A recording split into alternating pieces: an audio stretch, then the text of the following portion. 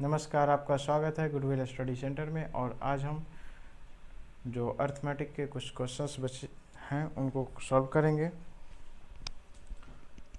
तो चलिए इन क्वेश्चंस को हम आज देख रहे हैं और क्वेश्चंस को सॉल्व करने की कोशिश करेंगे।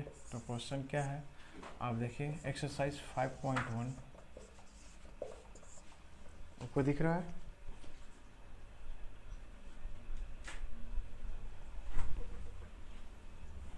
तो जो फर्स्ट क्वेश्चन है वो क्वेश्चन है कि प्रत्येक किलोमीटर के बाद टैक्सी का किराया, जबकि प्रथम किलोमीटर के लिए किराया 15 रुपये है और अतिरिक्त किलोमीटर के लिए किराया 8 रुपये है। अगर 1 किलोमीटर चलते हैं तो 15 रुपये प्रथम किलोमीटर के लिए, और उसके बाद अगर चलेंगे तो प्लस 8 रुपीज़, इसके लिए चलेंगे तो प्लस 8 रुपीज़। तो 15 प्लस 8 अब अगर हम करते हैं तो हमें मिलता है 23 रुपीज़। अगर 23 प्लस 8 करते हैं तो हमें मिलता है 15, इस किलोमीटर के लिए 15 रुपीज़ और इस किलोमीटर के लिए प्लस 8 तो 23, इस किलोमीटर के लिए 23 प्लस 8 31, इस किलोमीटर के लिए आप देखेंगे तो प्लस 8 फिर करना है तो 39, इस किलोमीटर के लिए देखेंगे तो आप फिर प्लस 8 करना है तो 39 प्लस 4 47। इस तरीके से ये फर्स्ट क्वेश्चन है। तो यही हमारा सीरीज आ जाएगा, ये सीरीज आ गई। ठीक है, नेक्स्ट क्वेश्चन है और ये एपी में है, दिस इज इन एपी या it is in AP. Next question है, नेक्स्ट क्वेश्चन की किसी बेलन की उपस्थित हवा की, जबकि कोई बेलन है और उसमें हवा की मात्रा भरी गई है। ठीक है, और हर इसमें भी मात्रा भरी गई है। तो अगर फर्स्ट टाइम अब इसमें से निकाल, फर्स्ट टाइम तो क्या है भी है, सेकेंड टाइम अगर हम इसमें से हवा निकाल देते तो v/4 होगा। अगर थर्ड टाइम करेंगे तो फिर v/4, हर टाइम क्या निकल रहा है 1/4 निकल रहा है। तो हमें क्या मिल जाएगा, ये हो जाएगा v/16। तो हम यहाँ पे डायरेक्ट लिखेंगे v/16, फिर v/ इसमें में प्लस 4 करेंगे मल्टीप्लाई तो 64। ठीक है, क्योंकि प्लस 1 मल्टीप्लाई 1 करेंगे तो v का v हो जाएगा 16 प्लस 4 64। तो इस तरीके से आप देखेंगे कि ये सीरीज बन जाएगी। और ये series, this series is not in AP, in AP, this is not, या दिस सीरीज इज नॉट। ठीक है, थर्ड क्वेश्चन जो है वो थर्ड क्वेश्चन है, प्रत्येक मीटर की खुदाई करने पर अगर आप 1 मीटर कुआं खोदते हैं तो आपको 150 रुपीज़ लगती है। ठीक है, और यह और प्रत्येक मीटर और अगले 1 मीटर के लिए प्लस 50 होना है, प्लस 50। तो हमें क्या मिल जाएगा यहाँ पे 200। फिर इसके बाद हम 1 मीटर और खोदते हैं तो प्लस 50 हमें करना पड़ेगा। तो हमें क्या मिल जाएगा फिर यहाँ पे 250। फिर प्लस अगर 1 मीटर और खोदते हैं कुआं को तो हमें मिल जाएगा 300, प्लस 50 करेंगे तो इस तरीके से हमारा सीरीज बन जाएगा 150 रुपये, 200 रुपये, 250 रुपये, 300 रुपये, और यहाँ पे फिर हम देखेंगे तो 350, 350 है ना। फोर्थ क्वेश्चन क्या है, चक्रवृद्धि ब्याज। देखिए मल्टीपल होगा ना, मल्टीपल होगा या डिवाइड होगा, इस तरीके कोई सीरीज आ रहा है, जैसे 2 मल्टीपल 2 तो क्या हो गया 4, 4 मल्टीपल 2 8, 8 मल्टीपल 2 16। तो ये क्या है, कभी भी एपी में नहीं होगा। ये आप देखिए कि क्योंकि यहाँ का डिफरेंस 2, यहाँ का डिफरेंस क्या होगा 4, यहाँ का डिफरेंस 8 है ना। तो इस तरीके से ये एपी में नहीं होंगे। तो आप ये चलिए, तो जो हमारा CI है वो मल्टीपल में ही होता है, सक्सेसिव रूल लगता है यहाँ पे। अगर आप देखेंगे कि फर्स्ट टाइम अगर 10,000 रुपये था और वहाँ पे 8% का है तो 1 + 8/100 टू दी पावर n की वैल्यू अगर हम फर्स्ट ईयर के लिए लेते हैं तो 1, सेकेंड ईयर के लिए लेते हैं तो यही चीज़ होंगी, मगर क्या होगा 2, थर्ड ईयर के लिए यही होगा, मगर 1 + 8/100 टू दी पावर 3। और आप देखेंगे कि यहाँ पे वैल्यू क्या हो जाएगी, यहाँ पे वैल्यू होगी 27/25 का मल्टीपल 10,000 में, और यहाँ पे 27/25 का स्क्वायर की मल्टीपल बाय 10,000। और यहाँ पे देखेंगे तो 27/25 का होल क्यूब का मल्टीपल। तो ये मल्टीपल में आ रहा है, इसीलिए this series is not in AP. क्यों? क्योंकि यहाँ पे difference D1 does not equal to D2 does not equal to D3। तो इस तरीके से आप कह सकते हैं कि ये एपी में नहीं है। चलिए नेक्स्ट क्वेश्चन की तरफ, और नेक्स्ट क्वेश्चन क्या कहते हैं उनके बारे में देखते हैं।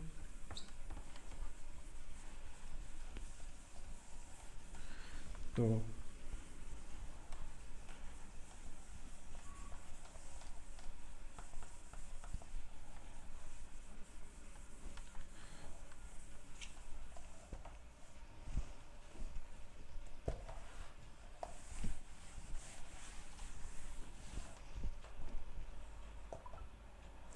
नेक्स्ट क्वेश्चन जो है वो क्वेश्चन है कि फर्स्ट फोर टर्म निकालने हमें, राइट फोर टर्म, या इसे हिंदी में कहेंगे चार पद निकालिए, चार पद फाइंड कीजिए, निकालिए इफ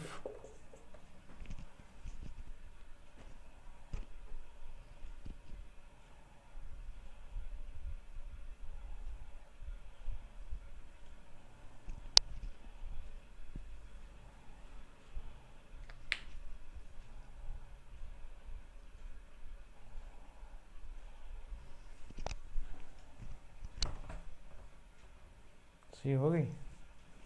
तो चार पद निकालिए, क्वेश्चन है कि चार पद निकालिए, सेकंड क्वेश्चन जो है। तो आप देखिए कि हम चार पद किस तरीके से निकालते हैं और क्वेश्चन को किस तरीके से सॉल्व करते हैं। हाँ,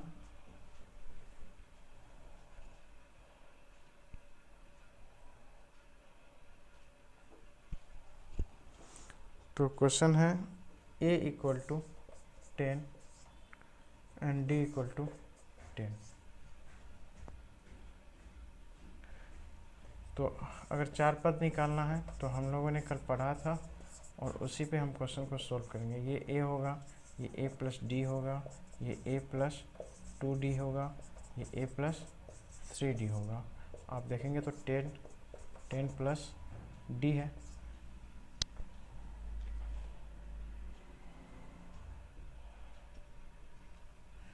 a प्लस डी होगा। आप देखेंगे 10 प्लस 2 इंटू 10 होगा तो 30 होगा, ये 20 होगा, और ये 10 plus 3 into D equal to ये 40 होगा। उसी प्रकार अगर T5 बोला जाए तो a प्लस 4d, तो 10 प्लस 4 इंटू 10 इक्वल टू 50। तो ये क्वेश्चन हो गई सॉल्व। ये बात समझ में आई आपको?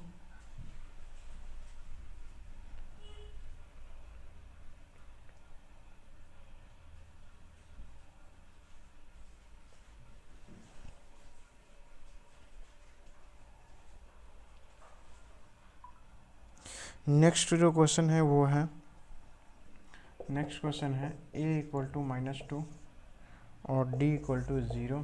तो देखिए आप यहाँ पे कुछ भी निकालिएगा, T1 भी निकालिएगा तो -2, क्योंकि d 0 है, यहाँ पे हम d की वैल्यू रखेंगे तो 0, तो 2 का 2 आ जाएगा। T2 भी आप निकालिएगा तो a प्लस डी होगा, यहाँ पे -2 और प्लस 0, d ही 0 है। T3 भी निकालिएगा तो वही बात होगी, तो आपको ये मिल जाएगा -2 -2 है ना। तो ये इसी तरीके की कोई सीरीज नहीं बनेगी, बस हमें यही मिलती रहेगी। ये है 0। अब जो थर्ड क्वेश्चन है a इक्वल टू 4 और d इक्वल टू -3।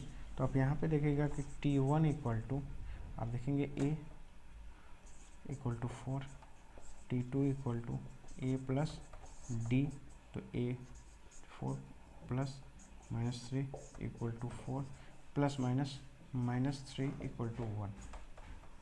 अगर आप T3 की बात करें तो a plus 2d, 4 plus 2 into multiply 3 2 जा 6, तो 4 माइनस 6 इक्वल टू -2। अगर T4 की बात करें तो a प्लस 3d, तो 4 प्लस 3 इंटू डी की वैल्यू -3,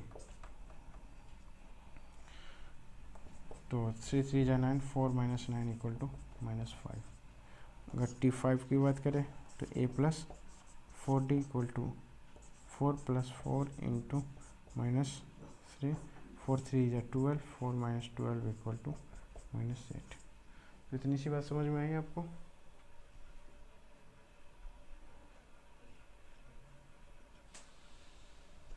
चलिए तो इनको हम रफ करते हैं और नेक्स्ट क्वेश्चन पे हम देखते हैं। नेक्स्ट क्वेश्चन क्या है उनके बारे में हम देखते हैं। तो नेक्स्ट क्वेश्चन जो है वो है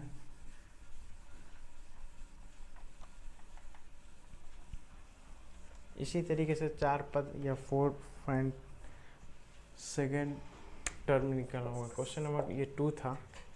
अब जो हम क्वेश्चंस करेंगे इन्हीं में से कुछ जो बचे हुए क्वेश्चंस हैं उनको कर लेंगे। तो अब देखिए क्वेश्चन एक ये है, 4th part, a equal to -1 और d इक्वल टू 1/2। तो T1 क्या है, a, ये है -1, T2 a प्लस d, तो -1 + 1/2 इक्वल टू -1/2। T3 की बात करें तो a प्लस 2d, तो -1 plus 2 into 1/2 equal to -1 + 1 equal to 0।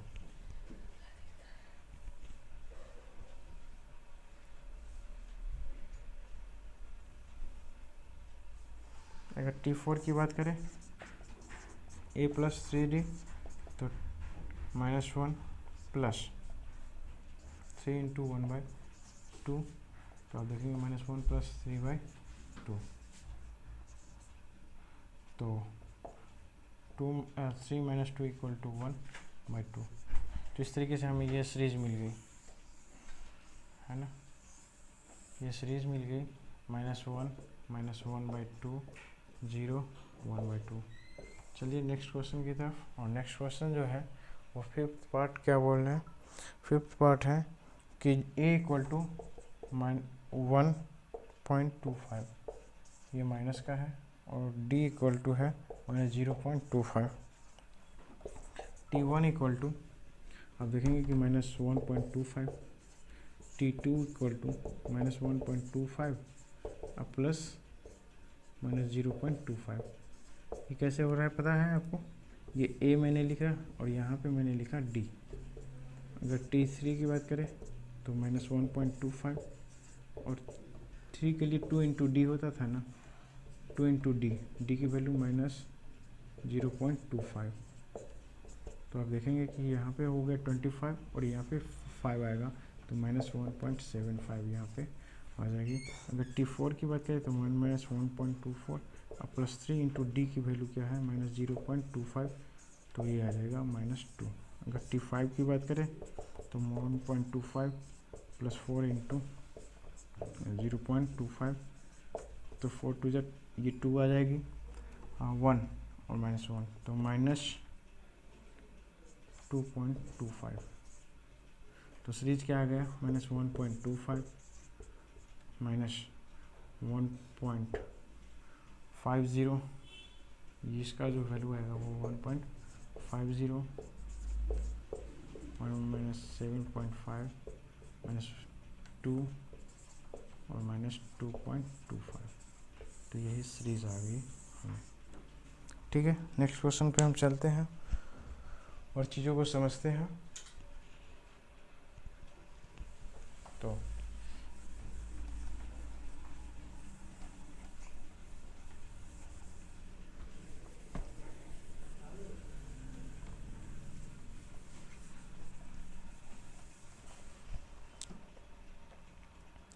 Question जो 3rd है वो क्वेश्चन 3rd क्या बोल रहा है, आप देखिए क्वेश्चन 3rd, यहाँ पे तो प्रथम 4 पद निकालने था या 4th टर्म निकालना था, मगर क्वेश्चन 3rd जो है वो कुछ इस तरीके से है।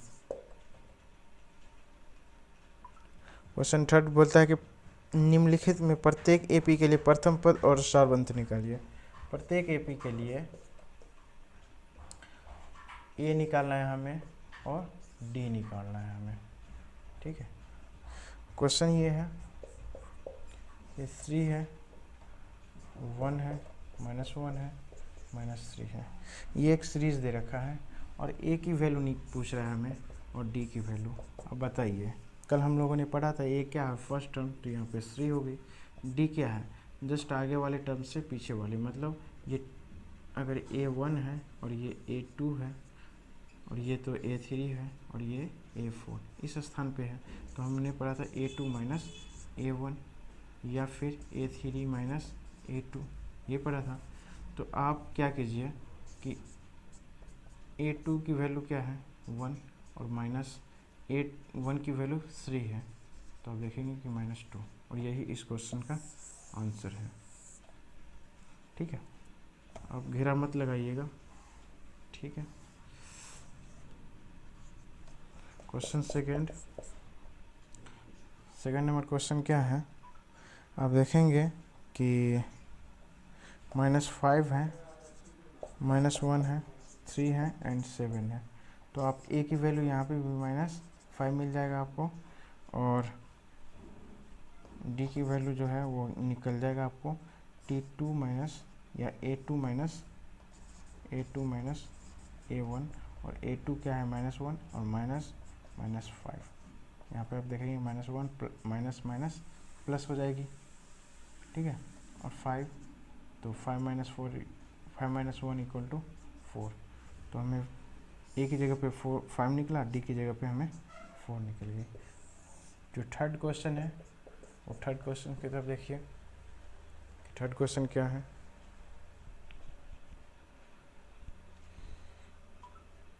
थर्ड क्वेश्चन है 1/3, 5/3, 9/3, 13/3, 1/3, 5/3, 9/3 और 13/3।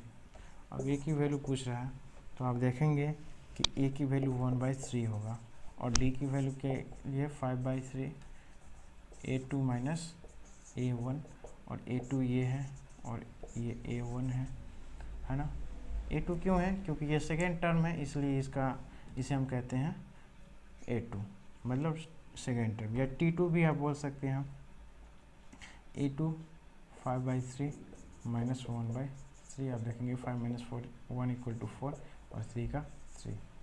अगर नीचे डिनोमिनेटर इक्वल है तो ऊपर वाले से माइनस करके नीचे डिनोमिनेटर लिख देते हैं, या फिर एलसीएम करके भी कीजिएगा तो वही आएगी आपको। तो ये इस क्वेश्चन का ये आंसर है, आपको समझ में आई। अब जो नेक्स्ट क्वेश्चन है वो है 0.6, 1.7, 2.8 और 3.9, यही है। A = 0.6 है और D = 1.7 माइनस 0.6, आप देखेंगे 7 - 6 = 1, तो 1.1 इस क्वेश्चन का आंसर हो गया। आप कहीं से भी निकाल सकते हो D। अब देखिए यहाँ से निकाले तो 3.9 माइनस 2.8, तो 9 - 8 = 1, 3 - 2 = 1, पॉइंट है तो पॉइंट, ठीक है। तो इतनी सी बात समझ में आई आपको।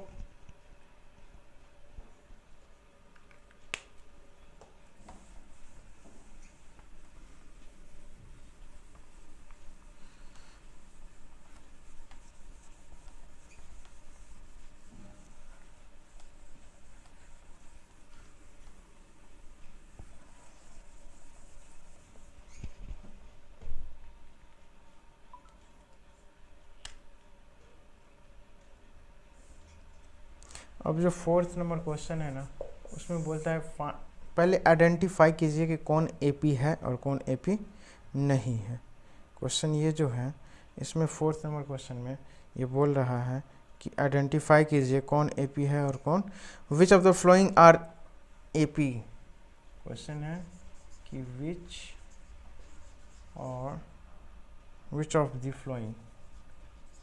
Of the following are AP.